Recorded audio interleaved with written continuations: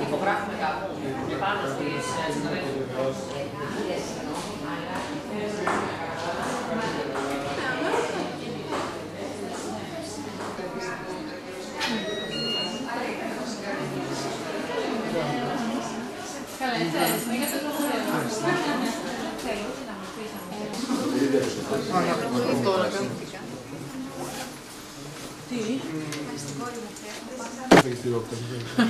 Λοιπόν, δεν προλάβαμε. Έφεγε και έτσι. Εγώ δεν πρόλαβα. Νερό μόνο. Γι' αυτό διατηρήσαμε. Σώμα.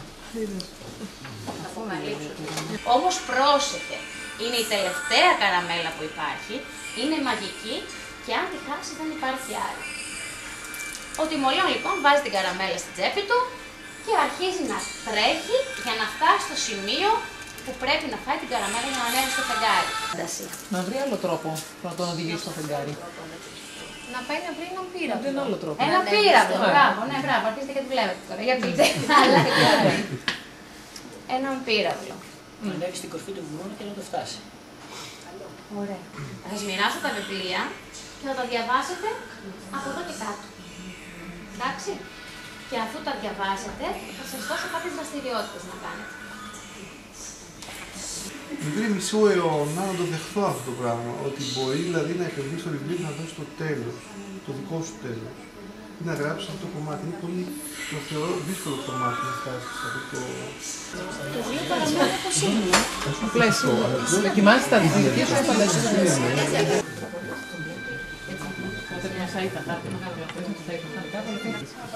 Αποκλείεται. Πρέπει να πάμε θέση του Ναπολέον. Έχω μια ιδέα για να ζητώ το λέω.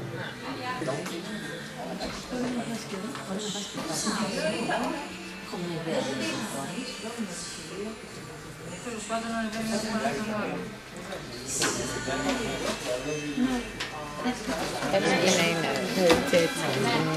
Δεμένο,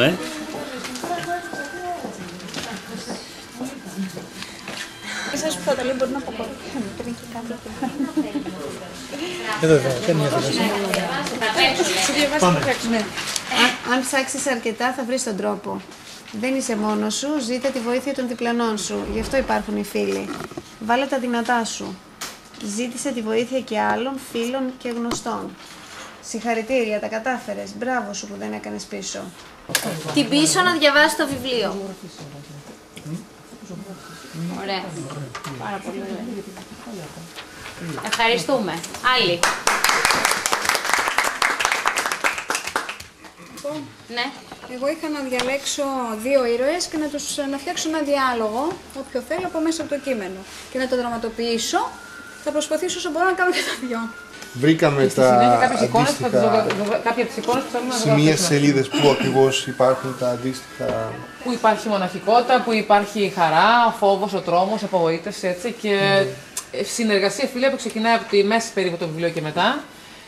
Που τελικά ξεκινάει συνεργασία με τον Ρολογά, όπως είδαμε, με το Σφαιροβόλο, το Φυσιτή, το Σβεντονά και καταλήγει το αποκορύφωμα πλέον συνεργασία με όλων των ανθρώπων της πόλης. Αυτή είναι η συνεργασία, η αλληλοβοήθεια και τελικά τα καταφέρνουν. Φτάνουμε στο επίθυμο το θέλουμε. Και σαν εικόνα που ζωγραφίσαμε, που ζωγράφησε εδώ ο συνάδελφος, ναι. Είναι το φεγγάρι, η γη, έχει πετάξει ένα σκηνείο Τιμολέων και ανεβαίνει σιγά σιγά. Ο κόσμος από κάτω τον αποχαιρετά που φεύγει το φεγγάρι. Το πάνω μέρος εδώ λέει «Στη γη τώρα ανοιχτώνει και στη μεγάλη του κόσμου σχολή ένα αγοράκι πηδάει από χαρά, είναι ο Τιμολέων». Μόλις πέρασε τις εξετάσεις και πήρε το πτυχίο του φεγγαροσκεπαστή και από κάτω σας προσκαλούμε για μια βόλτα στο φεγγάρι την Τετάρτη, 16 Μαΐου 2012. Ωραία. Να απαντήσουμε στο ερώτημα τι απέγινε ο φεγγαροσκεπαστής. Πολύ σύντομα θα αναφέρω ότι ο νέος φεγγαροσκεπαστής απολαμβάνει τη θέα από το φεγγάρι και ζει ευτυχισμένος και έτσι ο Ναπολέων έχει τη δυνατότητα και είναι έτοιμος να ταξιδέψει και να επισκεφτεί άλλους μαγικούς προορισμούς, άλλα αστέρια μακρινά στο γαλαξία. Τα χρόνια περνούν και με τον γέρο πλέον Ναπολέων να έχει αποκτήσει πολλούς καινούριους φίλους. Μπράβο, πολύ ωραία.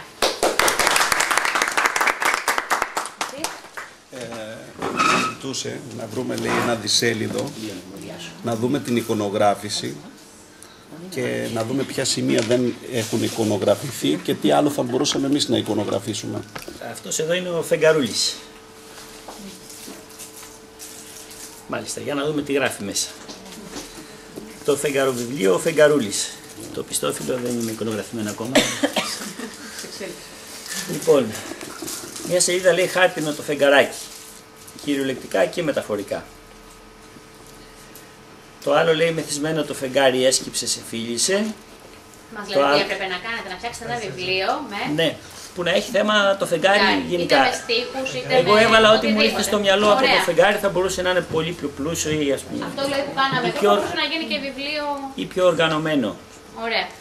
Ναι. Συνέντευξη από τον Τιμολέοντα. Γιατί διάλεξες το επάγγελμα του φεγγαροσκεπαστή? Ήταν ενδιαφέρον και προκλητικό, γιατί θα είμαι ένας και μοναδικός. Δεν φοβάσαι τη μοναξιά στο φεγγάρι? Όχι, γιατί από εκεί ψηλά τους βλέπω όλους και νιώθω ότι είμαι στην αγκαλιά όλου του κόσμου. Ποια προσόντα απαιτούνται για το επάγγελμα αυτό?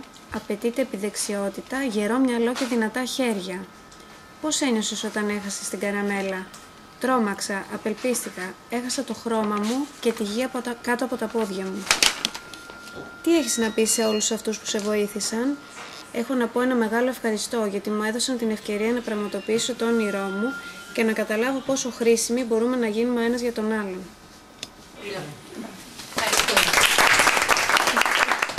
Κοντεύουν 300 χρόνια και κάνω κάτι τόσο σπάνιο. Αυτό το σπάνιο είναι το επάγγελμα του φεγγαροσκεπαστή.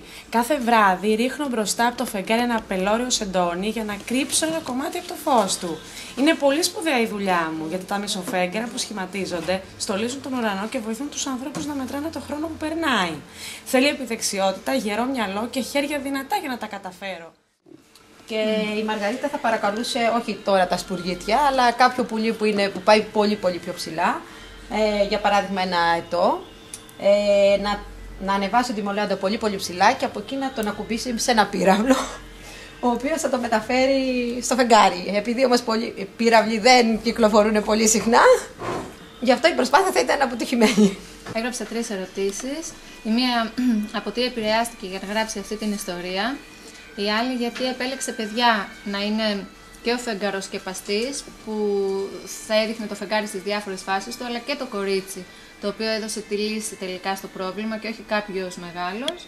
Και γιατί δεν έβαλε το παιδί, το καινούριο φεγγαροσκεπαστή, να εκμεταλλευτεί την τεχνολογία για να φτάσει στο φεγγάρι, πύραυλο, δεν ξέρω τι, και προτίμησε μέσα πιο παλιά, ας πούμε, πιο στη φαντασία κοντά των παιδιών. Τώρα ίσως έδωσα και την απάντηση, αλλά οκ. Αυτό. Ευχαριστούμε. Λοιπόν, εγώ είχα... Ο φεγγαροσκεπαστής έρχεται στο σχολείο μας και ζητάει την προσπάθειά μας, τη βοήθειά μας, για να καταφέρει τελικά να πάει στο ταξίδι και μια σύντομη περιγραφή στο ταξίδι πάμε και εμείς μαζί του στο φεγγάρι. Εμείς λοιπόν σαν φίλοι από το σχολείο θα τον βοηθούσαμε να κατασκευάσει ένα γυάλινο διαστημόπλιο, έτσι ώστε να απολαμβάνουμε και το ταξίδι προς το φεγγάρι. Ένα γρήγορο γυάλινο πύραυλο. Το ταξίδι ήταν εντυπωσιακό, μας εξέπληξε, περάσαμε από πλανήτες, ειδωθήκαμε με εξωγήινους, το φεγγάρι ήταν μόνο και φωτεινό, περίμενε παρέα, περίμενε τον καινούριο φεγγαροσκεπαστή. Ωραία.